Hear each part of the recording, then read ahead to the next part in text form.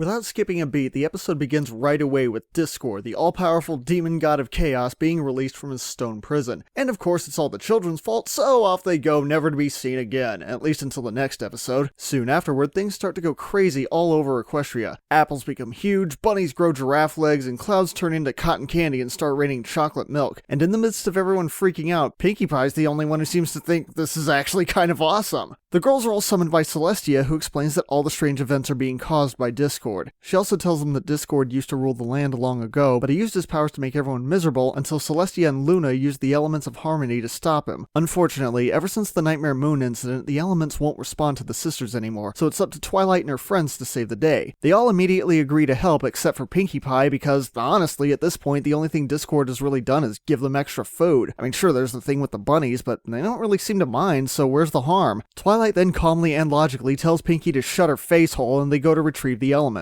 We learn here that after the Season 1 premiere, Celestia had the elements of harmony locked away for safekeeping, but somehow they've gone missing. It's here that Discord, or at least a projection of him, shows up and says that he's hidden the elements, and that they'll have to solve his riddle to find them. The riddle mentions twists and turns, which leads Twilight to guess that the elements are in the hedge maze in the palace garden. And it's here that we finally get a proper introduction to Discord. He sets the rules for the maze. No flying, no magic, and all of the main six have to participate. It sounds simple enough, but along the way he starts turning the girls against each other by using their greatest strengths against them. He convinces Applejack to lie by showing her a truth that, if it actually were the truth, would be too painful for her to deal with. He takes the joy from Pinkie Pie by showing that her partying and playfulness have made her friends see her as nothing more than a joke. He tells Rainbow Dash that Cloudsdale is in danger and makes her choose between her loyalty to her friends and the place where she was born. He makes Rarity slightly more greedy than she was before, but now she knows Kung Fu. Okay, that actually seems like a fair trade-off. And of course, there's Fluttershy. Discord starts telling her how weak and helpless she is, but in one of the greatest turns of all, Fluttershy already knows and accepts all of her flaws. And while Discord wants her to believe that her friends are looking down on her, instead she appreciates the fact that they're looking out for her. In fact, nothing Discord says has any effect on her, so he finally just says screw it and makes her mean anyway. And even though this is funny in kind of a dark way, we now know that Discord could have brainwashed the others anytime he wanted, but it was just more fun for him to try to make them turn on their own. Despite this, Twilight remains optimistic, believing in her friends and knowing that finding the elements of harmony will be worth whatever trial she has to face.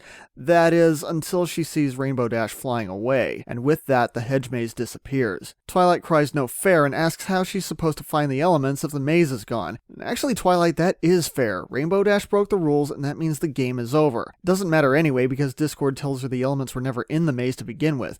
Wait, so why did he go along with this whole thing in the first place? For shits and giggles. Although his antics seemed harmless at first, as this goes along, we're getting a clearer picture of what kind of character Discord is. He's an immortal, omnipotent being with the ability to change the fabric of reality however he wants, and when faced with the only living creatures who have the ability to oppose him, he doesn't just incapacitate them with a snap of a finger. He messes with their heads, makes them all miserable, and wastes their time just because it's something to do. While literally turning the world upside down, he frequently checks in on Twilight just to see her reaction, and even when she does figure out where the elements of harmony are hidden, Discord just puts a target in front of him and waits to see what'll happen. He regards the ponies as little more than toys. Unfortunately, with all the girls fighting and Spike standing in for Rainbow Dash, the elements of harmony won't work, and Discord declares his ultimate victory when Twilight gives up. After taking one last heartbroken stroll around Ponyville, Twilight returns home to pack her things and leave for good, but she ends up finding that after the last encounter with Discord, Celestia began returning all of the scrolls Twilight had written about her lessons on friendship, and reading them over again, she's reminded why her friends meant so much to her. So after a quick trip to get Applejack, we enter the bondage portion of the episode, fixing the problem by tying everyone up with rope and forcing friendship on them whether they want it or not. In some cases, repeatedly. With everyone's personalities restored, they return for a final showdown with Discord. They use the elements of harmony, and it's super effective! It seems a bit curious that Discord simply turns back into a statue here, whereas Nightmare Moon was redeemed and transformed back into Princess Luna. But you have to understand that unlike Luna, Discord is not an innocent soul corrupted by an evil power. He simply is chaos incarnate, and therefore there's nothing to redeem. Unless they decide to change that in a future episode. The only thing you really can do is try to contain him. With Equestria restored, the episode ends with an homage to Star Wars, which caused many eyebrows to be raised when fans noticed Celestia standing in for Princess Leia getting a wink from Applejack Jack standing in for Han Solo. In all seriousness though, this episode was a perfect way to start off Season 2. The art style surpassed everything we'd seen in Season 1, it built on the history of the elements of harmony that had been established, each of the characters had their own moment to shine, there is so much humor and visual creativity, and I really can't overstate just how good Discord is as a villain. The way the true nature of his character is gradually revealed is simply brilliant, and it's also important to note that this was the first episode where Celestia had ever appeared angry or worried about anything, so when she talks about how serious a problem Discord is, you know something really big is going on. Now I know in other reviews I've complained that the show often resorts to retconning certain characters into existence, and it feels like the same thing is happening here with Discord, but the way things are handled here makes sense. As we see in the beginning, he seems to have a kind of Freddy Krueger ability where his power grows just from others knowing about him or being in his presence, so it's pretty reasonable that after Celestia and Luna defeated him, they just wouldn't talk about him or include him in the history books, but instead treat him as nothing more than an abstract concept. I mean, even Nightmare Moon was commonly treated like a fairy tale character, and she was actually less dangerous. And of course, everyone likes to make the comparison to Q from Star Trek The Next Generation because, well, obvious reference is obvious,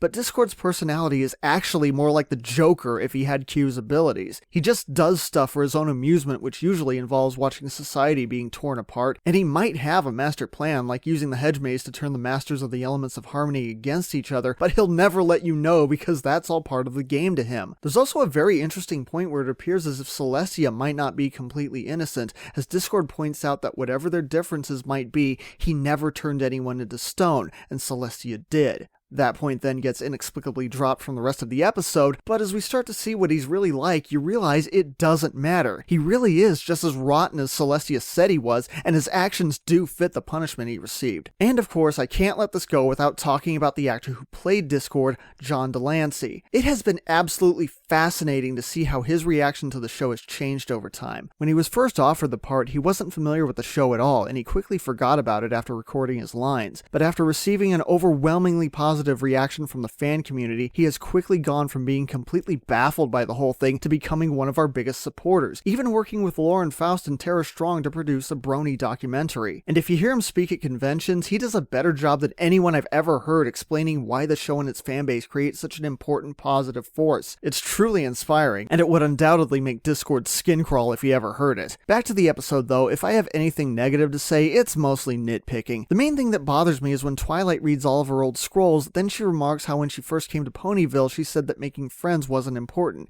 and now she's just realized that the opposite is true. I mean, that literally was the entire point of the Season 1 premiere, so it seems redundant for her to say it now. I also felt a little bit let down because this is the first episode that even mentions Luna after the Season 1 premiere, and she still doesn't make an appearance, even at the end during the awards ceremony at the palace. I mean, you'd think she would have to show up for that. Also, to a lesser extent, I think the Chaos segments reused the gag with the buffalo wearing tutus just a bit too much. I don't know, I guess I just figured for Chaos there would be more variety. But again, these are all nitpicks, and none of these issues actually hurts the episode at all. And as for Twilight's sudden realization, I think the problem is really just awkward wording, but it does lead to a very important lesson, and one that's surprisingly bold given the nature of the show. In real life, it's true, sometimes you can't stand your friends. Sometimes their personalities seem to change for the worse, and you wonder why you became friends at all. But if they're good friends being the key, then they are worth fighting for, and sometimes it helps to remember just what brought you together in the first place. The Return of Harmony gets a 10 out of 10. It is, in my opinion, the best episode the show has had so far.